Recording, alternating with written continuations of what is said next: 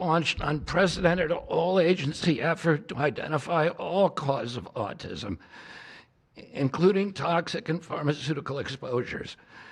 At President Trump's urging, NIH, FDA, CDC, and CMS are turning over every stone to identify the etiology of the autism epidemic and how patients and parents can prevent and reverse this alarming trend. We have broken down the traditional silos that have long separated these agencies, and we have fast-tracked research and guidance. Historically, NIH has focused almost solely on politically safe and entirely fruitless research about the genetic drivers of autism. And that would be like studying the genetic drivers of lung cancer without looking at cigarettes. And that's what NIH has been doing for 20 years. As a result, we don't have an answer to this critical question, despite the cataclysmic impact of the epidemic on our nation's children. We are now replacing the institutional culture of politicized science and corruption with evidence-based medicine. NIH research teams are currently testing multiple hypotheses with no area off limits. We promise transparency as we uncover the potential causes and treatments, and we will notify the public regularly of our progress. Today, we are announcing two important findings from our autism work that are vital for parents to know as they make these decisions. First, HHS will act on acetaminophen. The FDA is responding to clinical and laboratory studies that suggest a potential association between acetaminophen use during pregnancy and adverse neurodevelopmental outcomes, including later diagnosis for ADHD and autism. Scientists have proposed biological mechanisms linking prenatal acetaminophen exposure to altered brain development. We have also evaluated the contrary studies that show no association. Today, the FDA will issue a physician's notice about the risk of acetaminophen during pregnancy and begin the process to initiate a safety label change. HHS will launch a nationwide public service campaign to inform families and protect public health. FDA also recognized that acetaminophen is often the only tool for fevers and pain in pregnancy, as other alternatives have well-documented adverse effects. HHS wants, therefore, to encourage clinicians to exercise their best judgment in the use of acetaminophen for fevers and pain in pregnancy by prescribing the lowest effective dose for the shortest necessary duration and only when treatment is required. Furthermore, thanks also to the politicization of science, the safety of acetaminophen against the risk of neurodevelopmental disorders in young children has never been validated. Prudent medicine, therefore, suggests caution in acetaminophen use by young children, especially since strong evidence also has associated it with liver toxicity. Some studies have also found the use of acetaminophen in children can potentially prolong viral illnesses. FDA will drive new research to safeguard mothers, children, and families. In addition to a possible acetaminophen connection to autism for pregnant women, infants, and toddlers, our research has revealed that folate deficiency in a child's brain can lead to autism. We have also identified an exciting therapy that may benefit large numbers of children who suffer from autism. Peer-reviewed literature has documented that up to 60% of folate-deficient children with ASD can have improved verbal communications if given leucovorin. I have instructed NIH, FDA, and CMS to help doctors treat children appropriately. Jay will help tell that story, which started with sound science, the kind that restores faith in government. This announcement also represents a historic collaboration between NIH, FDA, CDC, and CMS. We expect this to be the first of many announcements over the coming years that deliver actionable information to parents on underlying cause of autism and the potential paths for prevention and reversal. Finally, autism is a complex disorder with multifactorial etiology. We are continuing to investigate a multiplicity of potential causes with no areas of taboo. One area that we are closely examining, as the President mentioned, is vaccines. Some 40 to 70% of mothers who have children with autism believe that their child was injured by a vaccine. President Trump believes that we should be listening to these mothers instead of gaslighting and marginalizing them like prior administrations.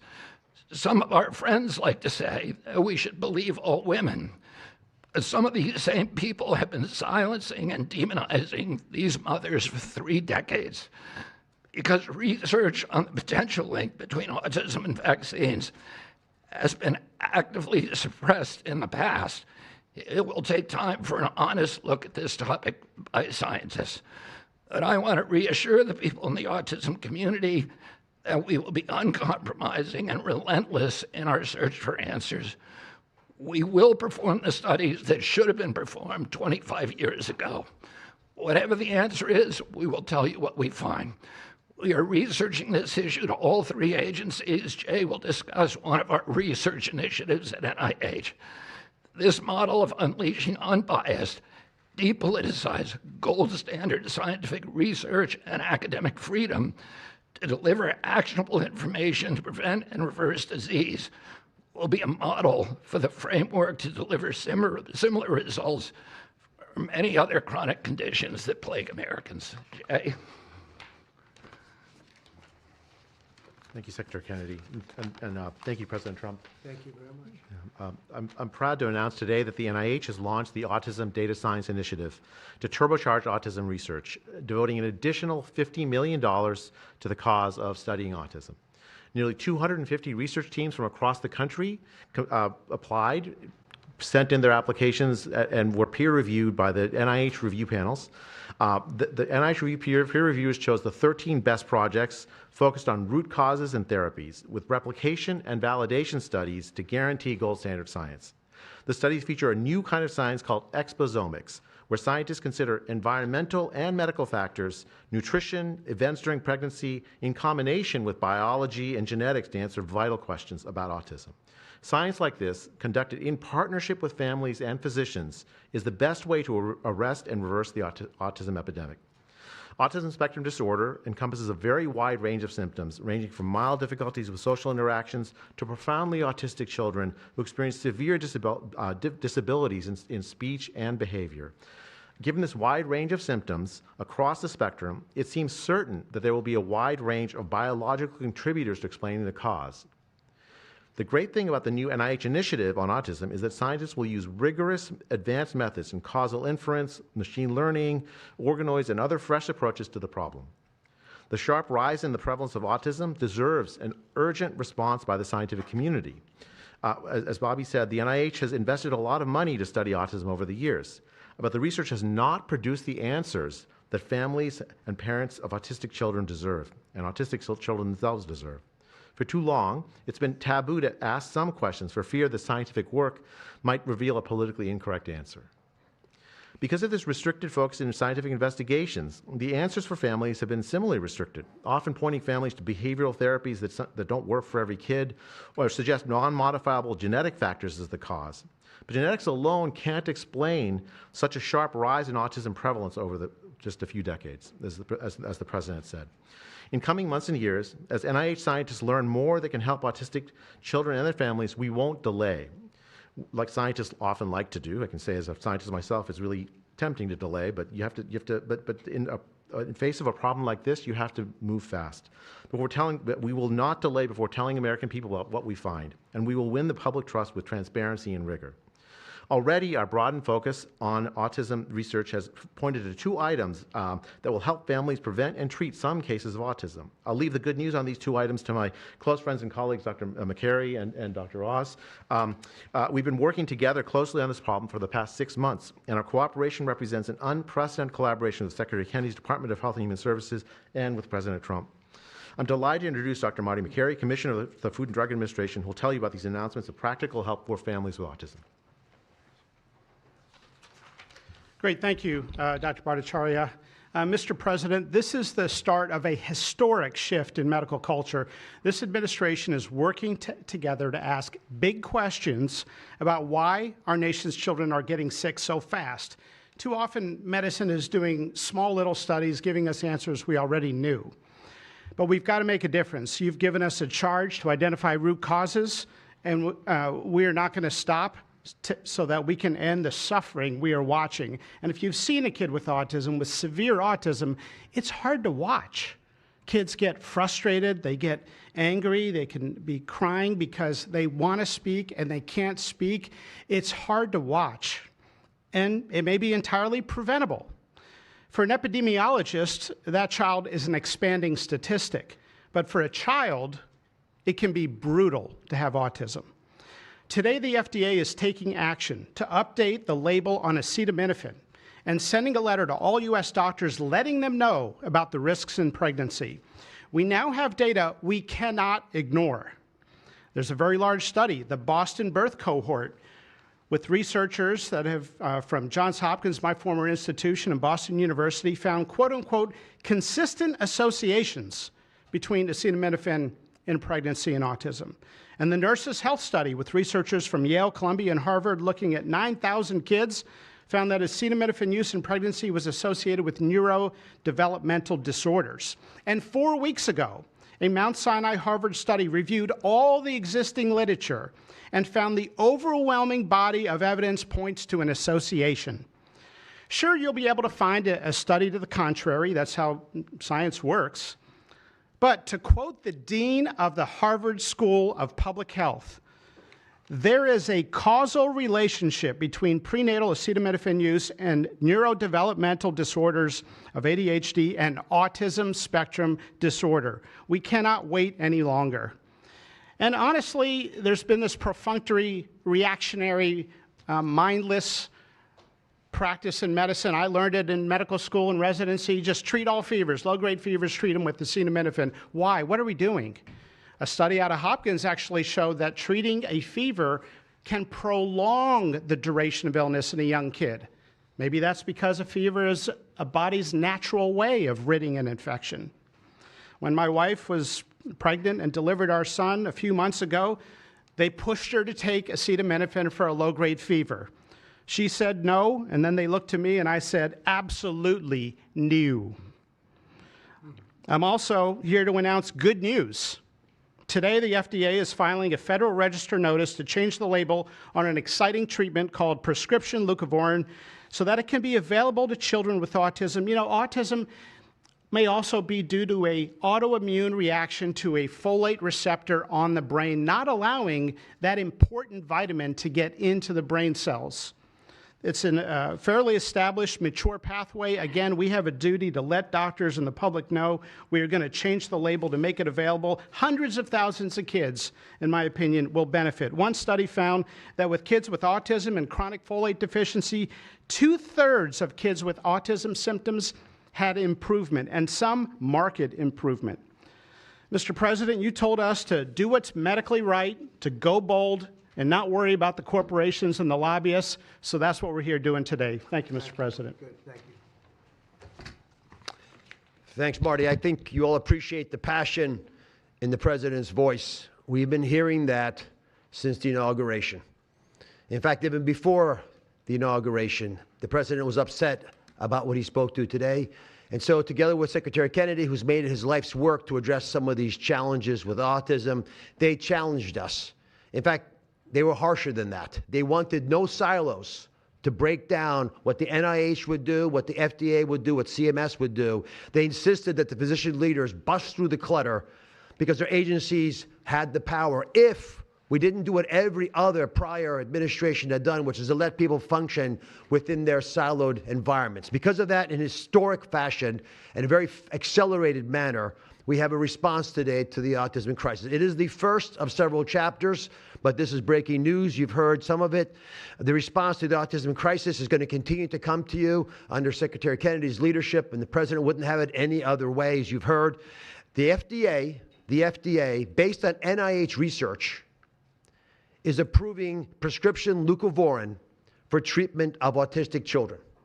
Now, if you're following the script, there should be two questions that you have, two questions that should come to your mind. The first is, how will patients and parents get access to the treatment? I'll tell you how. Over half of American children are covered by Medicaid and CHIP, government health insurance, over half.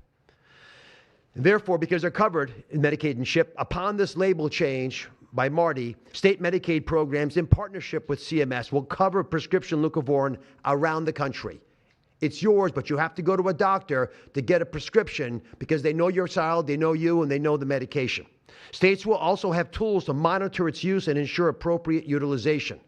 That's important for a bunch of reasons, because we want the right kids getting the right prescription medications. We believe private insurance companies will rapidly follow our lead if they have not already done so. And again, to make sure that this is safe and effective treatment, you need a physician to prescribe the medication because it's on prescription. Second big question. How are we going to collect clinical data to answer the big questions that the President's asking and the Secretary insists that we offer? CMS is also issuing guidance to convene states and existing research networks to support NIH and FDA in their research efforts of prescription leucovorin, while also maintaining the privacy of all patients, all health information of our beneficiaries. Collecting real-world data, which is what many of you have been asking us to do in the community, is fast. It is life-saving, and we'll get answers based on what happens over the next few months with this approach. The aggressive approach, and it is aggressive, demanded by the President and by the Secretary, have already identified risk factors and opened the door for the first FDA-recognized treatment pathway for autism. It is the first of its kind, and it wouldn't have happened without the leadership of the President and the Secretary. The fivefold increased prevalence of autism over the past 25 years demands a rapid response. The average clinician, researcher, we spoke to many, thought it would take 5 years to get this data. Parents are unwilling to wait 5 years. The President is unwilling to wait 5 years for these results. So the President and the Secretary are acting today with this tri-agency move. The administration's bold actions investing in groundbreaking research follow the science. They restore trust, which has been lacking, and they will change the trajectory for millions of American families. Mr. President, God bless you for being brave. So let me introduce Dr. Fink, who's acting administrator, and after Dr. Fink, we've got some wonderful women, Jackie and Amanda. I know it's going to be tough, but if you can make some comments about this historic day. God bless you. Thank you, Mr. President, for this opportunity to speak with all of you today. As a pediatrician and mom, I'm here today to talk about what this announcement means for the millions of moms and dads who are faced with the choice of whether to take acetaminophen during pregnancy. It's hard to hear information that challenges the status quo. We are sharing this information not to confuse, but to empower parents to make the best choices when taking medications during pregnancy. We are all concerned about the rising rates of neurodevelopmental disorders, including autism. President Trump and Secretary Kennedy are dedicated to radical transparency so that patients have the best, most up-to-date information. We are also sharing this information with our nation's doctors, and we encourage you, as always, to consult with your doctor to make the best decision for you. All too often, it's easy to think that medicines we buy without a prescription pose little to no risk for the mom or the baby. As you heard today, pregnant women who need high fever or pain reduction during pregnancy should take the lowest effective dose of acetaminophen for the shortest possible duration. Most women will not meet these indications during their pregnancies. I am encouraged by these developments today because it is another example of our commitment to the American people to leave no stone unturned in improving the health of our nation's children. Next, I'm going to turn it over to some incredible mothers who are going to share more about their stories, and we're so grateful to have you here today.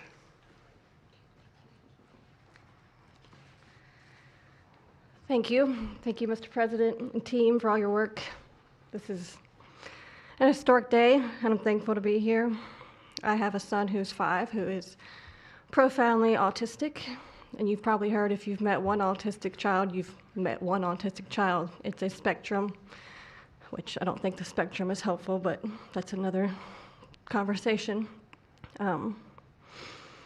He is an amazing little boy, a blessing from God. He's marvelous. He can count to 1,000. He knows all of his letters and the sounds they make and a word for each one. But he also has a lot of obstacles. He is nonverbal. He can say those numbers and letters, but there's no communication. Unless you've lived with profound autism, you have no idea. You have no idea. He, like you said, he will get frustrated because he can't speak. It's not even that he can't speak. Sometimes he just doesn't understand what I'm saying. He understands the word no, but he doesn't understand the why behind the no. And that's a huge part of discipline. That's the discipline. So it's very hard to discipline a child with autism, so you have these behaviors. And it's a very hopeless feeling. It's very isolating being a parent with a profound autistic child. Even just taking them over to your friend's house is something we just don't do because, again, they're going to be met with no, no, no, and no understanding of why. And then there's a meltdown. And then you're in a situation where you're just helpless and you're just trying to protect your kid. So it's just better not to do it. You learn your limits, and it's been really hard. This is amazing that we're here today. And no one has been able to point to anything to say this is what caused it. And you can't point to that and say it didn't cause it. I have no idea. I am completely open. I'm not blaming anything, but I'm open to the discussion and the fact that there's work being done to find answers. I'm very grateful. I was already excited to vote for Mr. Trump anyway, Mr. President. But when we got word of RFK doing his work, I was ecstatic. I could not wait for this work to be done, that somebody would try to find us some answers. I'm just very grateful. I pray for my son every day and hope that he can get the help that he needs. And just thank you. Thank you. Thank you very much. Thank you, Donna. You take care of yourself. Thank you.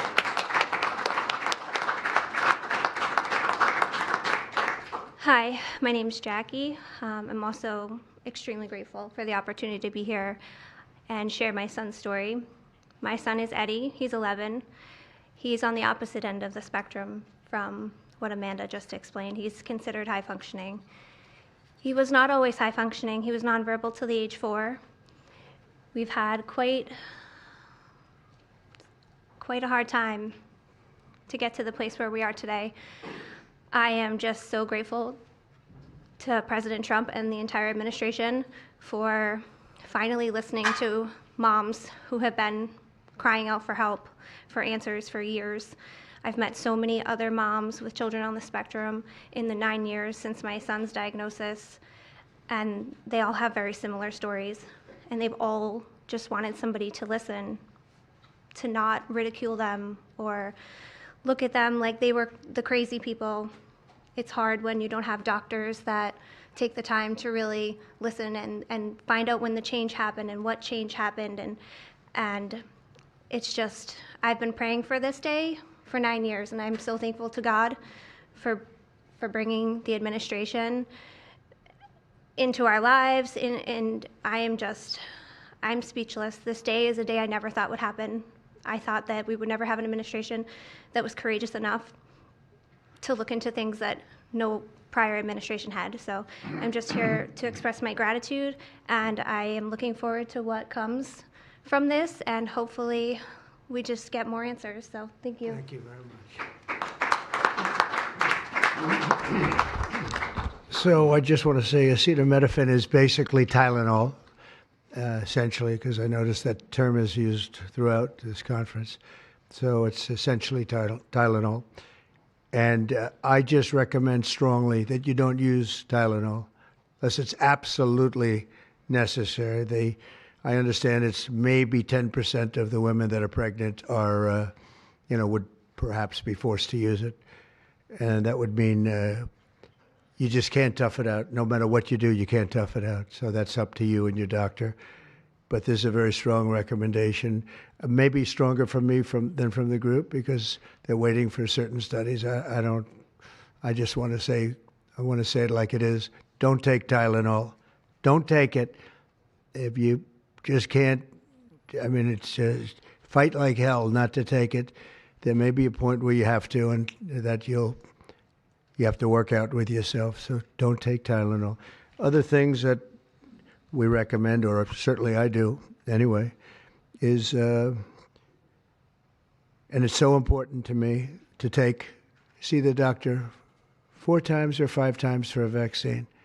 Don't let them pump your baby up with the largest pile of stuff you've ever seen in your life going into the delicate little body of a baby. Even if it's 2 years, 3 years, 4 years, you just break it up into, I would say 5, but let's say 4. 4 visits to the doctor instead of 1.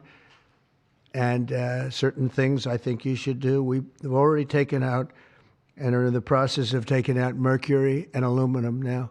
You know what mercury is. You know what aluminum is. Who the hell wants that pumped into a body?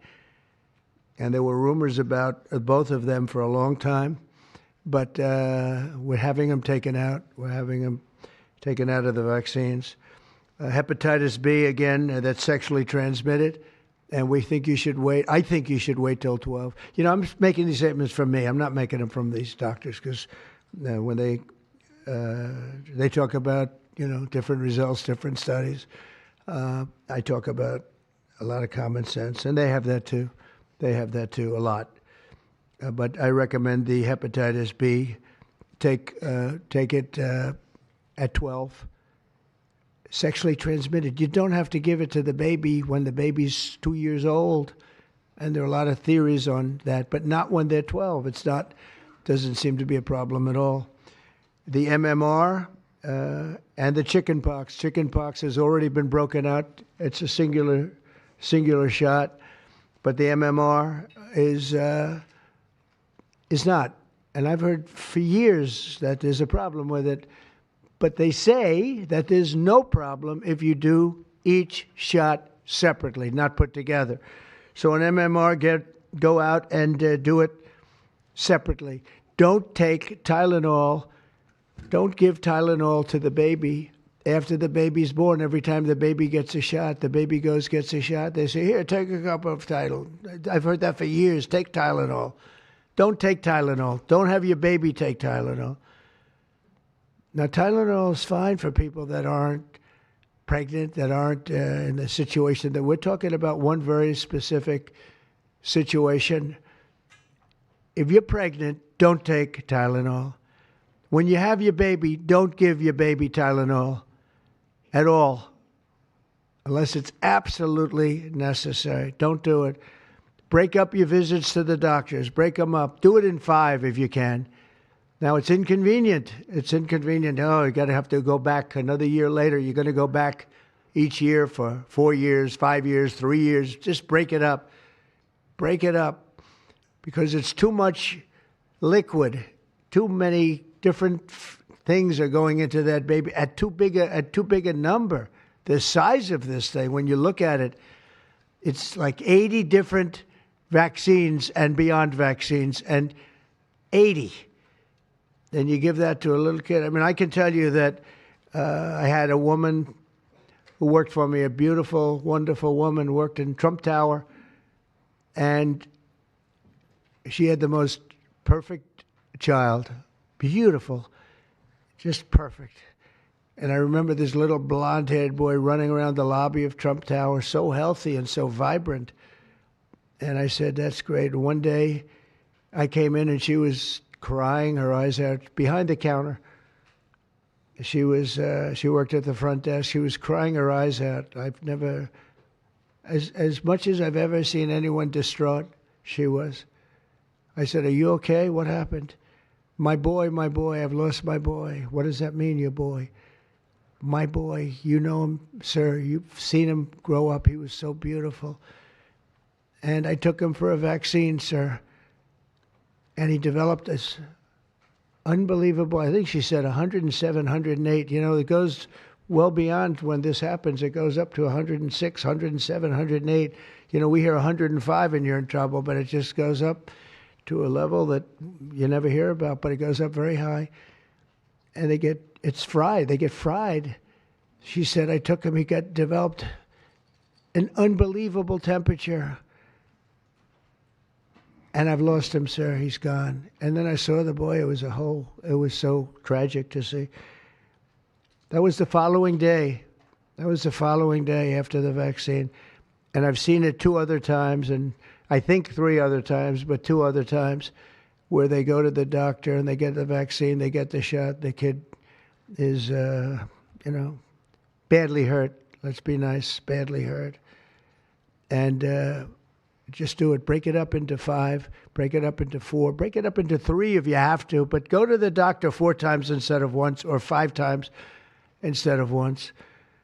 And for some reason, they insist that you put it all into the body, and maybe that's the drug companies that make more money that way.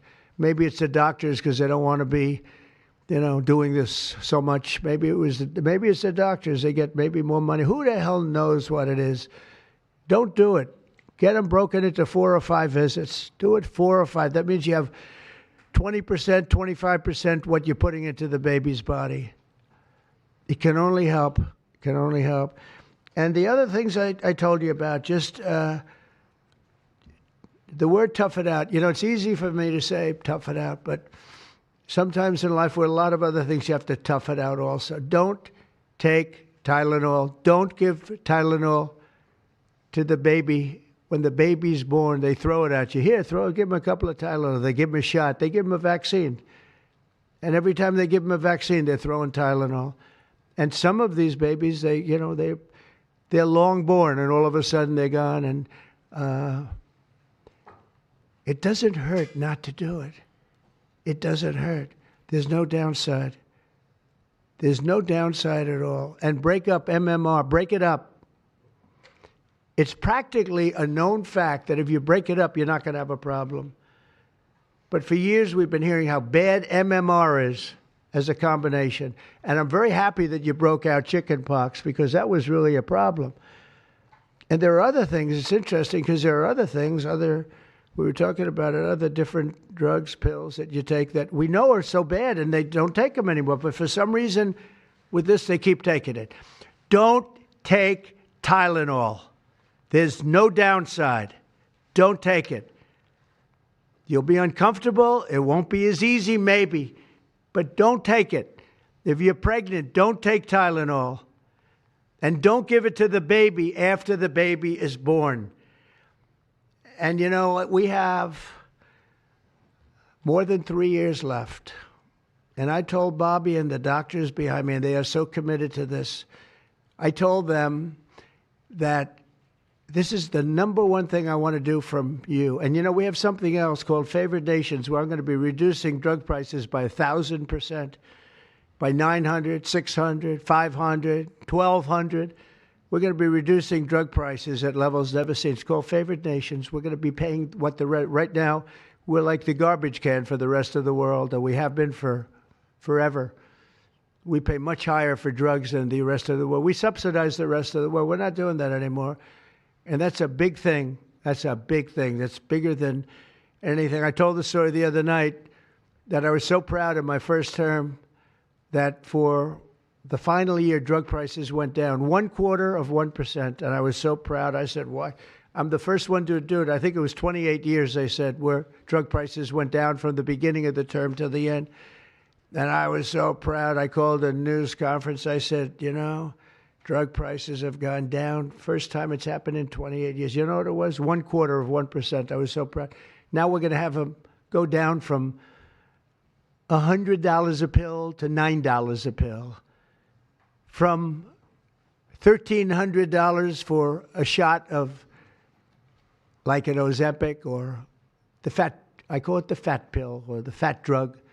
Sometimes it works, I guess, for people. The ones I've seen, it hasn't worked so well. I got a lot of friends, they're fat. And they said, I lost some weight. I said, you don't look it to me. But they paid $1,300, $1,200, and they go to London and they pay $88. And they call me, they go, what's this all about?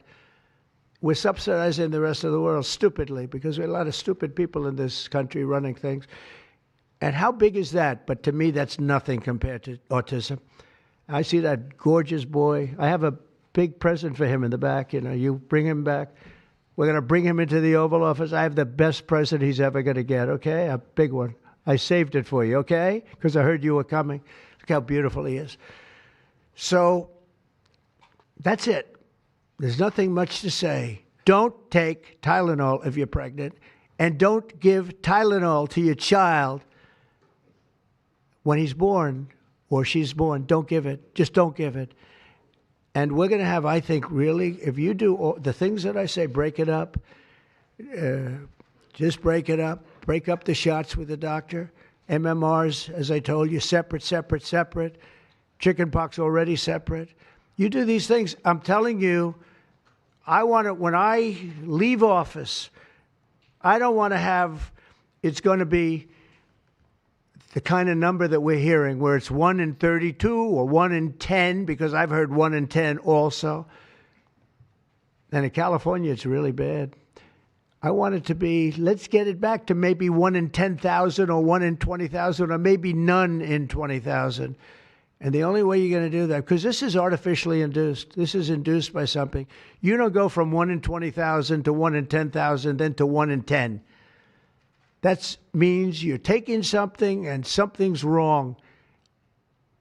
And I feel very certain, and I know I'll be criticized. Someday they'll look back and they'll say, well, it wasn't, but I think it will. I think we're going to have a tremendous, this is the most important thing. There's nothing more important than me.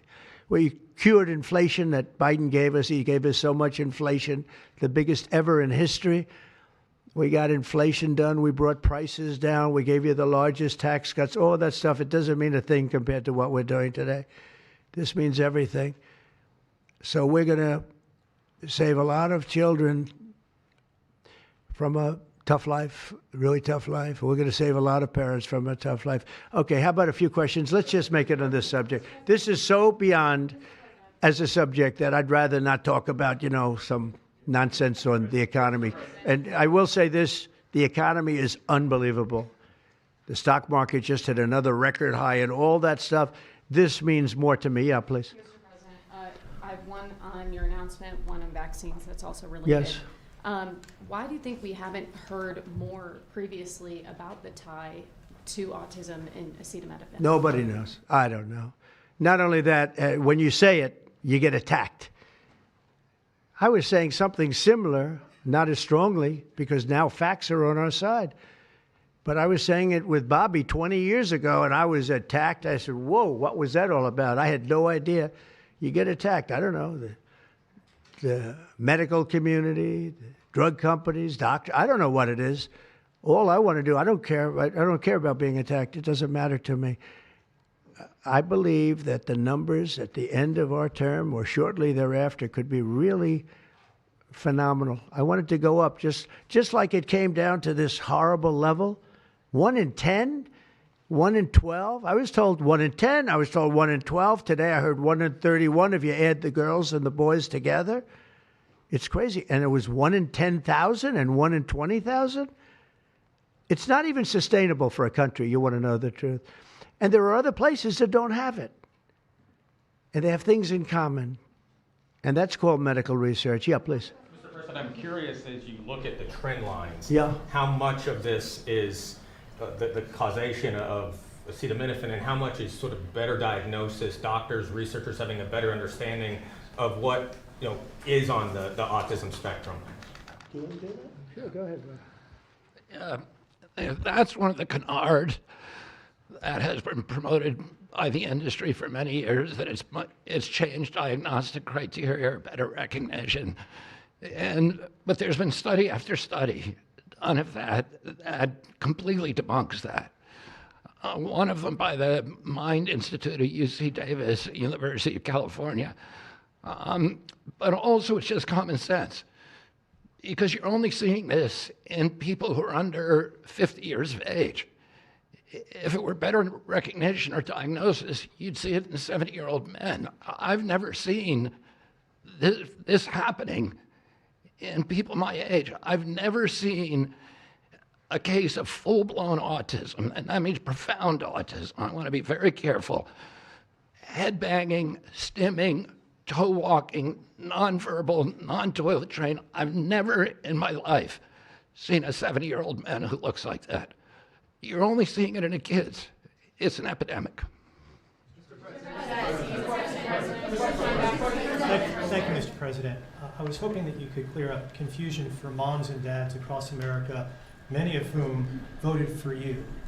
There's a statement that was put out by the American College of Obstetricians and Gynecologists, and in their statement, they write, acetaminophen remains a safe, trusted option for pain relief during pregnancy, and that's at odds with what you said and with what many of the experts say. How do you clear up this confusion? That's the establishment. They're funded by lots of different groups. And you know what? Maybe they're right. I don't think they are, because I don't think the facts bear it out at all. They're fighting for something that, in my opinion, they shouldn't be fighting for. But here's the thing. There's no downside to doing, other than a mother will have to, as I say, tough it out a little bit. There's no downside to doing this. It's not like, oh, if you do this, you're going to die. There's no downside. There's no downside to going over a 4-year or a 5-year period or a 3-year period, or even if you space them out for 6 months, you space it out. There's no downside. And that's why I will say the gentleman behind me, they have very strong views, and they feel that we're right, but they'll have more research done over the next 2 months. I said, well, 2 months is a long time. A lot of people can be saved, and there's no downside to doing it. Everything I said, there's no downside to doing it. It can only be good. And I think you're going to see very good results. That's establishment stuff, and we've been reading that about a lot of things for years. And you know what's happened? We've gone from 1 in 20,000 to 1 in 10,000 to 1 in 32 to 1 in 10. Think of it. 1 in 10 or 12 or 1 in 31. Think of it. 1 in 31 people, young kids, get autism? What is it, Jeff? My question is about leucovorin. You mentioned that as part of your plan. That is also a chemotherapy treatment. Have you been in touch with the drug companies to increase production about that? And just, I'm going to throw in my follow-up at the same time. Dr. Oz mentioned that this will be available with CHIP, children who are on CHIP. But the big beautiful bill reduced funding for CHIP and Medicaid by $1 trillion over the next 10 years. Are you concerned that that will impact your ability to get this drug out? I'll explain it to you in a second, but please go ahead. Thank you. Thank you. Leucovorin is not a chemotherapy, but it is a vitamin given with chemotherapy sometimes.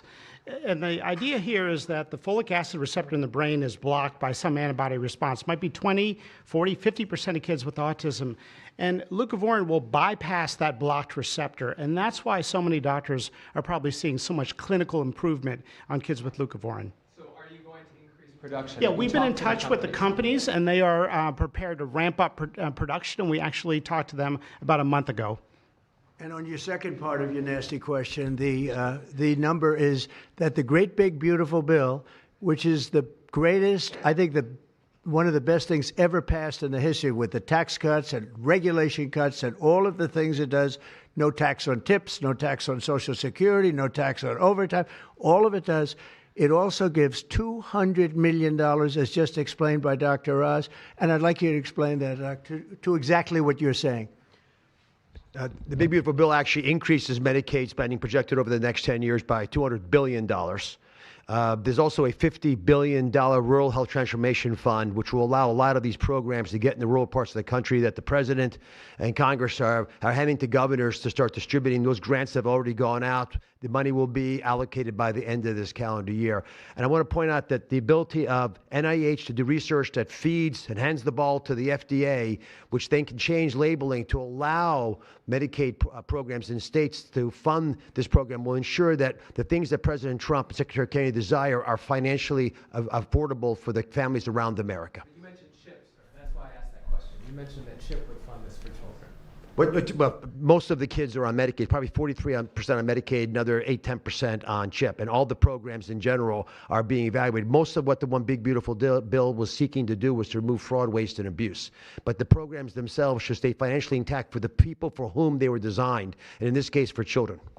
And the only thing we cut, so that's $200 billion positive. The only thing we cut was for fraud, waste, and abuse, of which there was a lot in this country, and nobody minds that. Yeah, please. Mr. President, you said that there is no reason to give newborn babies hepatitis B vaccines. But hepatitis B can be contracted not just through sexually transmitted diseases. It comes from needles to open wounds. So when you say you feel, is that appropriate to be telling? I think the it's public? absolutely appropriate. I think they should wait till they're 12 years old. Yes, please. Mr. President, thank you all for being here. You've been talking about reducing autism by spacing out vaccines. Would you like other combined vaccines babies receive to be spaced out like MMRV? What is this again? You've been talking. Speak up, please. Sir. You've been talking about reducing autism by spacing out vaccines. Right. Correct. Would you like the other combined vaccines babies receive to be spaced out like MMRV? I would say yes, but that just is, for me, it's a lot of common sense involved in this. It's a process, but we're looking, but it should at least be given separately. Now, it's possible that you can reduce them and I'd give them in small doses, but it's possible maybe in that particular case, the MMR wouldn't work in small doses, but you can certainly give them as separate shots. It's been proven to be very safe when you give them in separate shots instead of mixing. So I don't think there's any reason to do that. Do you agree with it? I'm not a doctor, but I'm giving my opinion. I don't think there's any reason to do that. So it's been proven to be safe when you break them up. But MMR by itself, I've heard bad things about it for many years. Yes, please. Mr. President, is the spectrum too broad, in your opinion? For research purposes, you are dealing with a population of children who might have social boundary difficulties, and then you have children who are, going to grow up to be adults in diapers. I mean, what do you think? We don't know how broad the spectrum is. We don't know exactly where it starts and where it ends, but we do know what we're going through. We're going through some very serious trouble, and we know autism. I mean, it could be bigger, it could be small, a little bit smaller, but the number is unacceptable. And the number, the way it's come down, because the spectrums remain the same, the number, the way it's come down is just unacceptable, meaning come down to that level of 1 in 10, 1 in 12, 1 in 31. Mr. President, medical professionals. Go ahead in the back. President, this question is more directed towards Secretary Kennedy. It was talked about that we're just kind of finding out about the fact that babies are affected this way. Is there a concern that information is being suppressed right now within HHS, and could an investigation perhaps be launched seeing any more Well, I think information? information has been really not given out very freely over the years, absolutely. And I think that's by drug companies and maybe doctors, but I certainly think that over the years. I think this is a different group. We have a lot of information. And that information, I mean, it's the information that we have that we're making these statements. And I'm making them out front, and I'm making them loud, and I'm making them strongly not to take Tylenol, not to take it. Just don't take it unless it's absolutely necessary, and there's not too many cases where that will be the case. And again, what's the worst? The worst is nothing can happen. It's very positive. That's a positive thing. But I don't believe I don't actually believe that's possible. I think the results are going to be amazing. I want to see amazing results by the time I leave this beautiful building. And I will consider this, I believe, with the wars, I've stopped 7 different wars. I've saved millions of lives. I've done a lot of things. This will be as important as any single thing I've done, because I know ladies, beautiful ladies just like this that are going through the same thing, and it's not easy. And I admire you for being able to do it. But I admire him, too. I wish I had a face that looked like that. If I looked like him, I would have been president a long time ago. Is widely used in other countries too. As you make this announcement, do you expect your decision may affect I other hope they countries? follow it, yeah. I hope they follow it. Yeah, other countries are, sell Tylenol. Some countries don't. I mean, I hear Cuba. Now, again, you'll have to check this out. But I hear Cuba doesn't have it because it's very expensive. And they don't have the money to have it, or they don't want to spend the money to have it. They don't have Tylenol. And I hear they have essentially no autism. So you'll have to check it out. Yeah, Brian. Medical professionals have warned for decades. I said, no, not you. You're CNN. You're fake news. Go ahead, Brian. Thank you, Mr. President. I want to go back to the Amish community, if I can, just for a second. I recently saw a man from Minnesota, an Amish man from Minnesota, on a podcast, And the host asked him what the rates were for like ADHD and autism, and he had no idea about ADHD, didn't know that it existed, and certainly didn't know of any cases. What are they It doing? doesn't exist with the Amish community, and they don't take all of this junk. It doesn't exist. That tells you, doesn't that tell you? That's like, that's like certain countries where it doesn't exist and they don't take it. Would you like to make a comment about that, Mark? The Amish population, a very mixed group. So there's a subset that take vaccines, a subset that does not. And we know they have very low rates of chronic disease all across the board. Please. Thank you, Mr. President. Should the establishment media show at least some openness to, trying to figure out what the causes of autism are? I wish they would, yeah. And why are they so closed-minded? Well, look, it's not only the media, in all fairness, it's some people. When you talk about vaccines, they go crazy. And, I'm a big supporter of vaccines.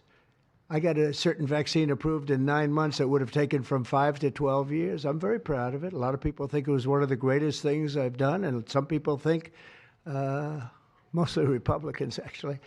I'll tell you, the Democrats think they think Operation Warp Speed was one of the greatest things any president has done, any president.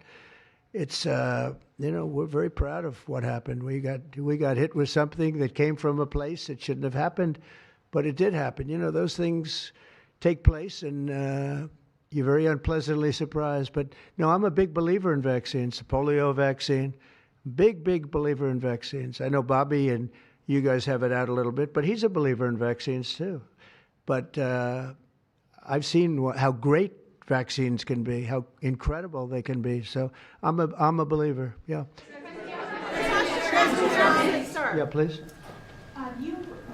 Your comments made about MMR and hepatitis B, I know you said those were your suggestions, but have you spoken with Secretary Kennedy about actually making those changes? I have, yeah, I have. I've spoken to all the doctors about it, and doctors that are not here right now. I've spoken to many doctors about everything we're talking about.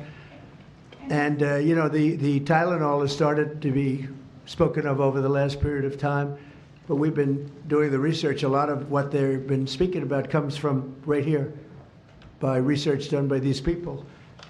And I just say it again, don't take Tylenol. Don't take it. And don't give it to your child after your child is born. And do all those other things, little things, just spread out your visits, et cetera, on the vaccine. And I want to thank everybody. This is a very important day. Thank you very much.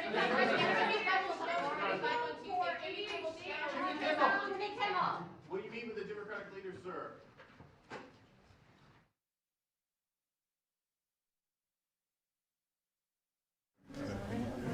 He's not going to answer my